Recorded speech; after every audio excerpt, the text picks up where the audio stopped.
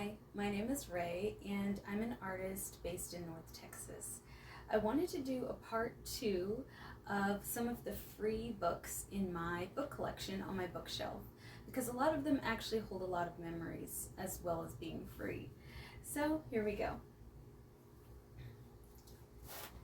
The first book I have is Swamp Thing, and I have this book because I won it as a prize. And I won it as a prize in New Zealand when I was living there at the Mount Albert Public Library branch in Auckland, New Zealand. And basically, they had a contest that was a comic book contest. And they gave you a piece of paper that had a few comic cells on it. And you could draw your own pictures and make your own captions and make your own word bubbles and everything. And it was per age group, and I was the only person in the adult category at the Mount Albert branch to enter the contest, so I automatically won.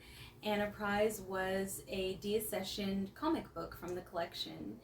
And I just thought, oh, that's really sweet of them to do. That's so special. I just felt so connected to my community because at the time I was living in this really adorable motel, and it was within walking distance of the public library, the grocery store, shops, the bus stop, cafes. So almost every day I would walk to the library or walk to the grocery store or walk to the bus stop to get to and from university. And it was just one of the sweetest times I had in New Zealand. I felt like I was part of this little village, and the librarians were very supportive. So this is a prize-winning book.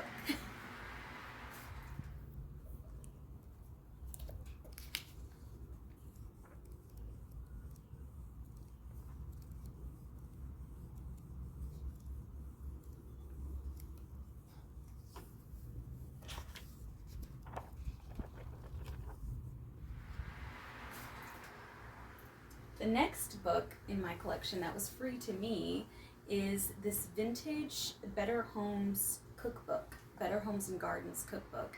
And it's got this gold cover.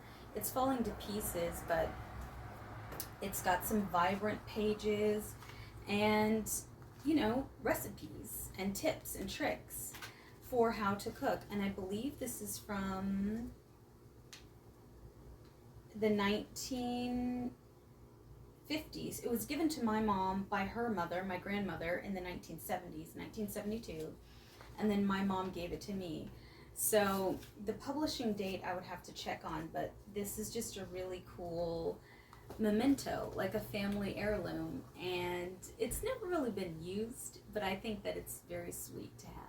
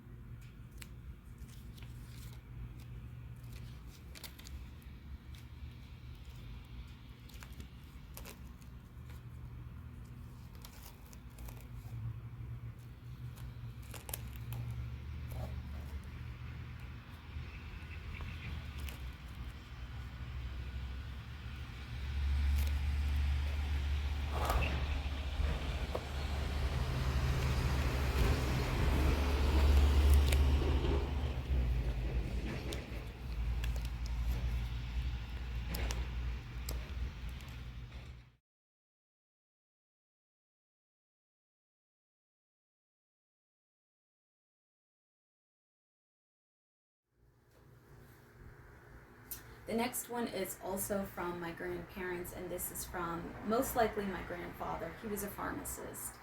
And so this is a common contagious diseases book, and it was published in the 30s, and that's around the time he was active in the 20s and 30s and onward. And this is what he would have used to study and to keep up to date with what his work required.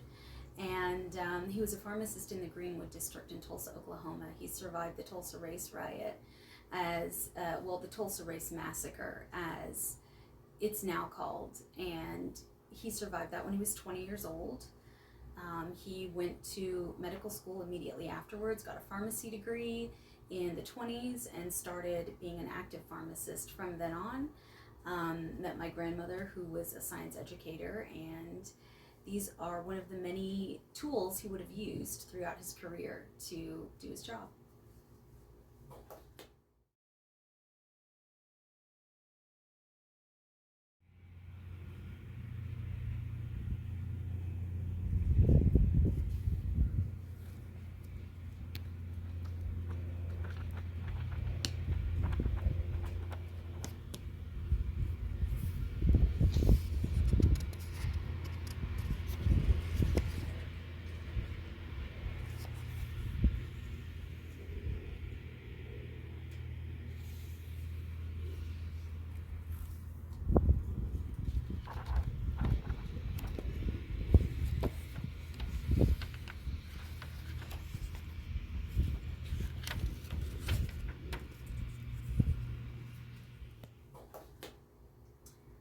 This book is a kitschy collectible, and it's from the 70s, and it's from my grandmother again. She was a science educator, so learning about space, learning about the current happenings of the space race and all of these things would have been something she would have done.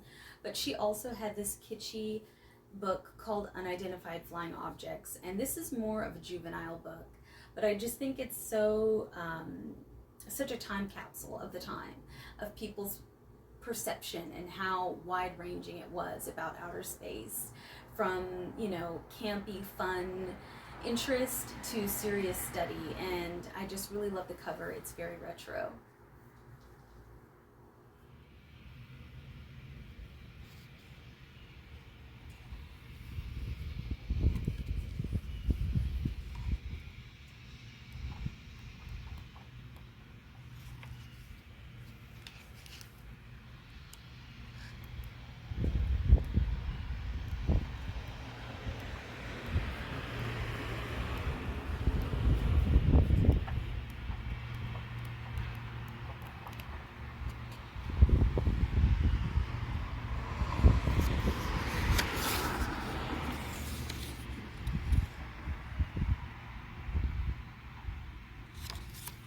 The next set of books are 3 books about mummies. One of them is from 1993, this book, and I remember looking at this book, and it really inspired me to engage in museum work, which is what I did for very many years and what I loved doing. And it got me interested in the ancient world, in art, in history and culture and museums, and I was introduced to all of those concepts through mummies. And this one is from 1993, and again, I do remember looking through this book. The next one is a National Geographic. This is a more recent publication, but it just represents the type of publications I had access to. So when I was younger, there was this huge stack of National Geographics, almost as tall as me at the time. And I would just pick one and flip through it, looking for pictures of mummies, looking for anything about the Titanic, just anything macabre, basically. And that's how I got my interest as a child. I said, I want to be a forensic anthropologist. I want to work in libraries. I want to work in a basement filled with archives. And it really was inspired by these kinds of things. And the last one is a more recent publication about mummies. But again, this is the kind of stuff I liked looking at and that I liked reading as a child. And it was very scary, but I think maybe that was part of the appeal. So we're going to put these over here because they're very nostalgic.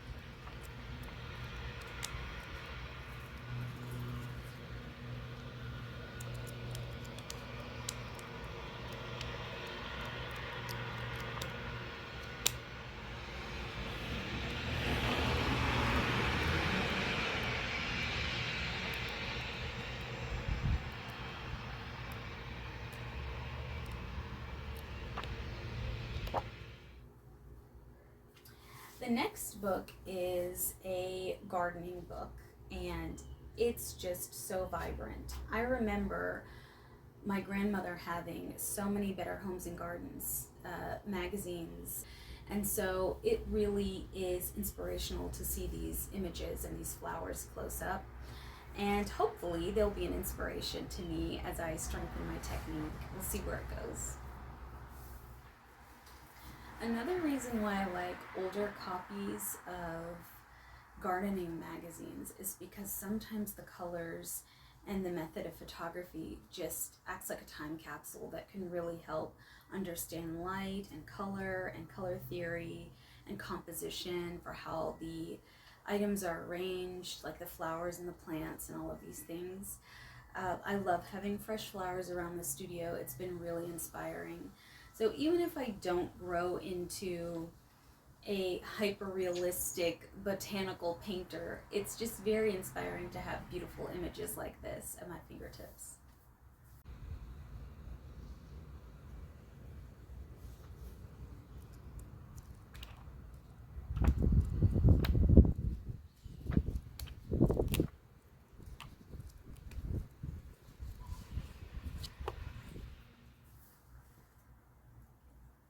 Next is a book that wasn't free for me, but it was about $1 or $2 at a thrift store, and that is a tangible dictionary. I remember when I was younger, we would have these in classrooms, we would have these at home, and this is exactly what dictionaries looked like when I was younger. So I just, my cat just attacked me. Oh my gosh. Anyway, I just had to get this um, dictionary, and I just miss looking up random words and just the feeling of it, and the work that goes into putting these kinds of publications together is really inspiring. They don't really print dictionaries as frequently as they used to because we have the internet now, so this kind of information is online. But I just thought it was very interesting to have a tangible dictionary in my collection for very, very little money. So